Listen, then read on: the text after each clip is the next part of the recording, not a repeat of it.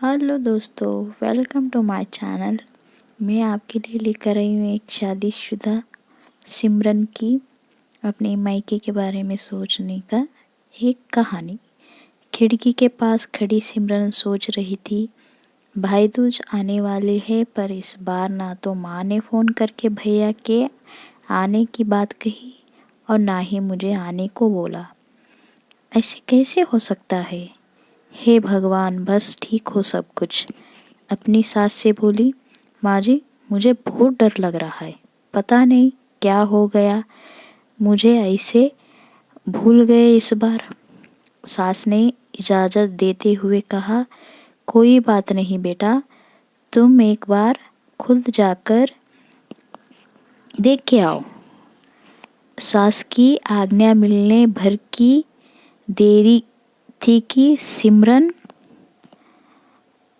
तुरंत अपने पति के साथ मायके आ पहुंची।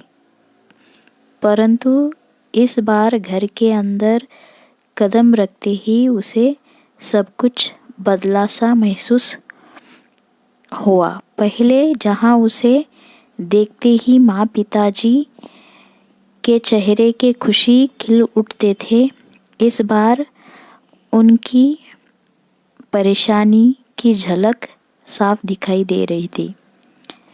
पहले भाभी उसे देखते ही दौड़ी चली आती और प्यार से गले लगा लेती थी, पर इस बार दूर से ही एक हल्की सी मुस्कान दे डाली। भैया भी ज़्यादा खुश नहीं दिखे।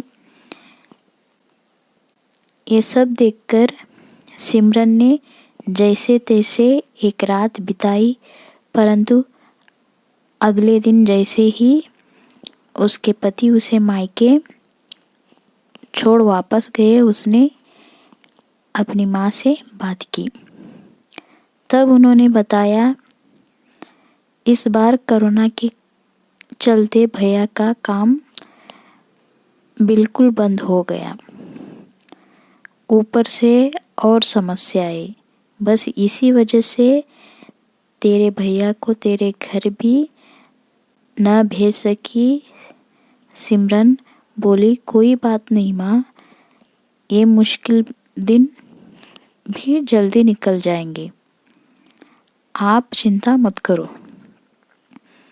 शाम को भैया भाभी आपस में बात कर रहे थे, जो सिमरन ने सुन ली थी। भैया बोल रहे थे, पहले ही घर चलाना मुश्किल हो रहा है, ऊपर से बेटे की कॉलेज की फीस, परसों भाई दूज है, सिमरन को भी कुछ देना पड़ेगा। ये सुनने के बाद सिमरन की भाभी बोली, कोई बात नहीं, आप चिंता ना करें, ये मेरी चूड़ियाँ बहुत पुरानी हो गई है, इन्हें बेचकर जो पैसे आएंगे उसमें सिमरन दीदी को त्योहार में दे देंगे और कॉलेज की फीस भी भर देंगे। सिमरन को यह सब सुनकर बहुत बुरा लगा। भैया भाभी के ये बातें कर रहे हैं क्या? मैं यहाँ उनको तंग करने के लिए आती हूँ। वह अपने कमरे में आ गई। तभी उसे याद आया कि शादी के कुछ समय पहले जब वह नौकरी करती थी, तो उसने बड़े शौक से अपनी पहली तनख्वाह जाकर पापा को दी थी। तब पापा ने कहा था, ये पैसे अपने पास ही रख ले बेटा, मुश्किल वक्त में काम आएगा। इसके बाद वह हर महीने अपनी सारी तनख्वाह बैंक में जमा करवाती थी। शादी के बाद जब भी मायके आई तो माँ ने उसे पैसे निकलवाने को कहा, पर सिमरन हर बार कह देती थी कि अभी मुझे उसकी ज़रूरत नहीं है। पर आज आज उन पैसों की उसके परिवार को ज़रूरत है। वह अगले ही दिन सुबह भतीजे को साथ लेकर बैंक जाकर सारे पैसे निकल के लेके आई और भतीजे की कॉलेज की फ़ीस की भर के आई। फिर घर का ज़रूरी सामान भी लेकर आई।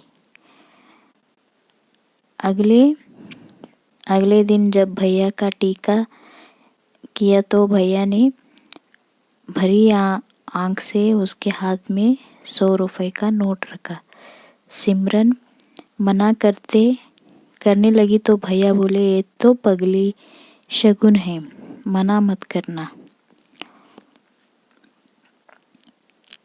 सिमरन बोली, भैया बेटियां मायके शगुन के नाम पर कुछ लेने नहीं आती, बल्कि अपने माँ बाप की अच्छी सेहत कामना करने, भैया और भाभी को माँ बाप की सेवा करते देख ढेर सारी दुआएं देने और बड़े होते भतीजे भतीजियों को नज़र उतारने आती है।